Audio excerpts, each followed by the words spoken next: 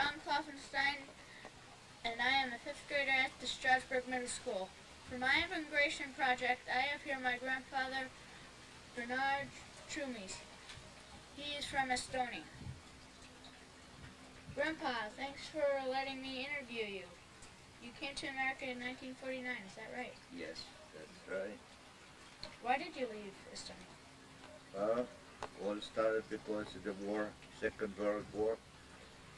First the Russians came to Estonia, then the Germans came to Estonia, and then the Russians came back. And before the Russians came back, we had to leave. We didn't want to live under communism anymore. It was very bad part of the life.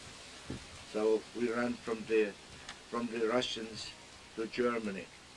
From Germany, yeah, we just keep running from the Russians, and we was lucky enough just made over the Elbe River, which English army was coming, and from other side, so we made over the Elbe River, and we just escaped before the Russians caught up with us. So that's the reason, because running the war.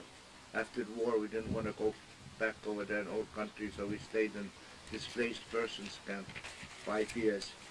And we were lucky enough to have a chance to get over here in this country. A little.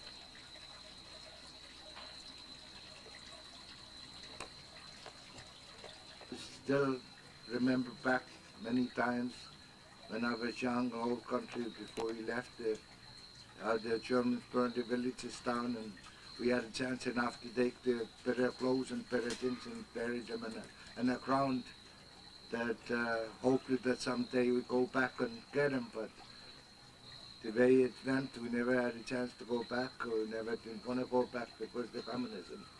So that's the part of my life, I still remember. Some of the things you have here. Well, this is the independent Estonian flag, blue, black and white, and this is some little things I bought from memory for the old country. And this is my family picture before we left the old country, Estonia. My mother, father, my grandmother and grandfather, and I'm here 10 years old, my brother and my 3 sisters. And this is the family dog over there, which we still miss and think about. So, you got that? Okay. And this is memory for the old days when I was young. I was 20, 18, 19 years old. I was dancing Estonian waltz dances and those kind of uniforms we had, like a national, years ago when the people in the whole country was wearing. So when we danced a waltz dance, we had these kind of costumes, and that's another part of that custom. And, this is kind of just the memories from the old country. And those couple of things I just bought for the way the old country was years ago. And that particular picture, that's the bird for the Estonia and the Estonian colors. And this picture, I was 21 years old when I came in this country. And that's my first picture in this country, so that's very important to me, keeping in good shape. So that's about all of this.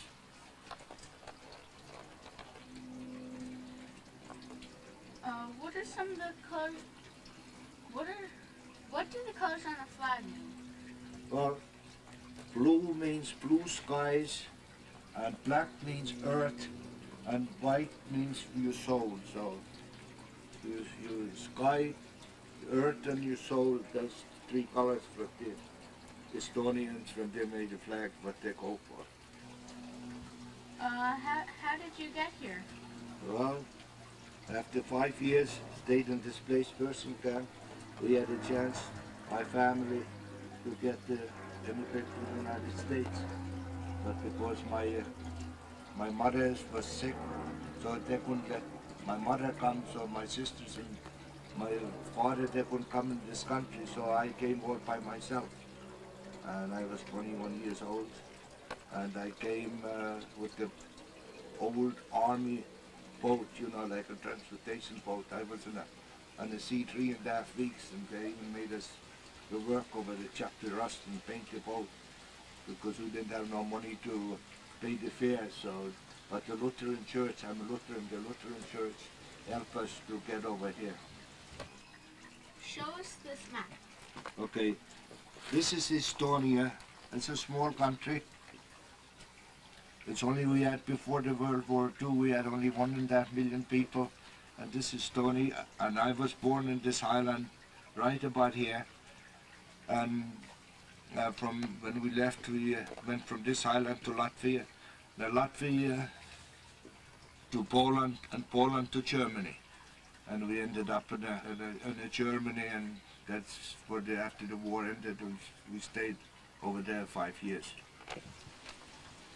What did you first see in America? Boston Harbor. I landed in Boston. I didn't come to New York like most of my ship landed in Boston. So Boston Harbor was the very first thing I saw United States. When you got here, did you speak English? No, unfortunately, no. I didn't speak one word. Maybe okay. That's the only word I knew in English. So it was very hard in the beginning. For a couple of years I went to work on a farm, and this southern English language wasn't so easy to understand either. So I had a pretty hard time a couple of years. But then I had a English girlfriend, American girlfriend, then I learned English. Was it scary coming to America by yourself? Yes, I had.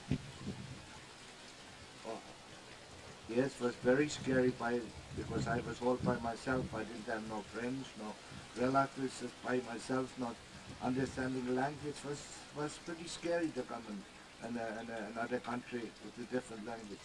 But you have to learn, and for a couple of years, then I have a nice American girlfriend, and she taught me a lot of English, so that helped in the beginning.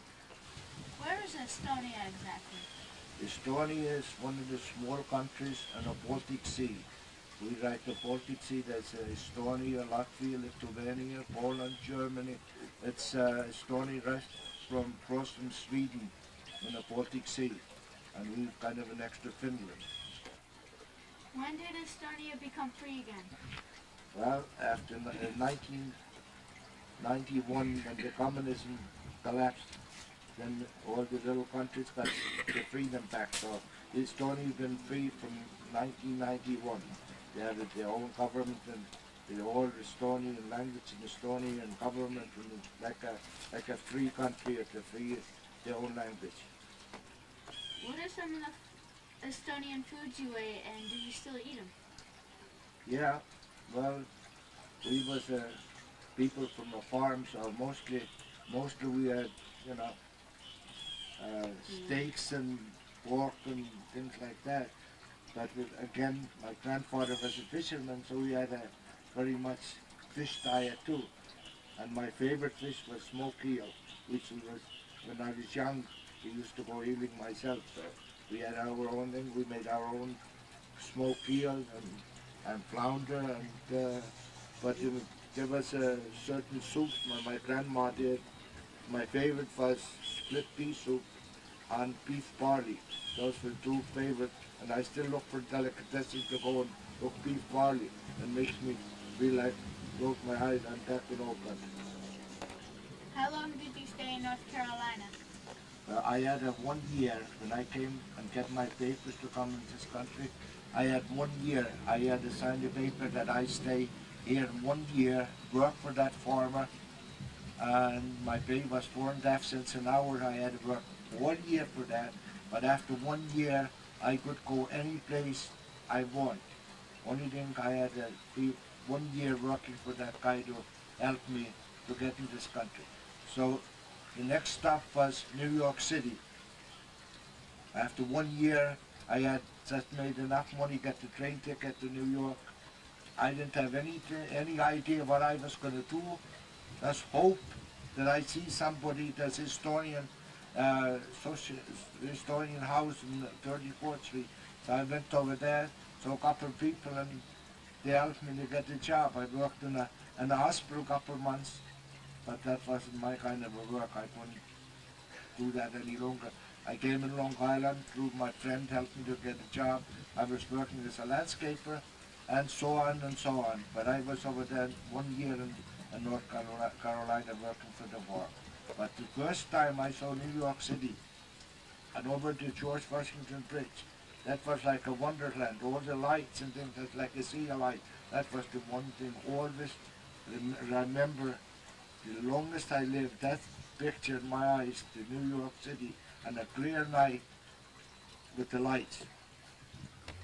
And I liked the New York area, and I decided to stay here and make my home. And I stayed and find a job after a couple of years, and a nice job in construction, and got married and have a lot of children and 8 grandchildren, and I live happily ever after.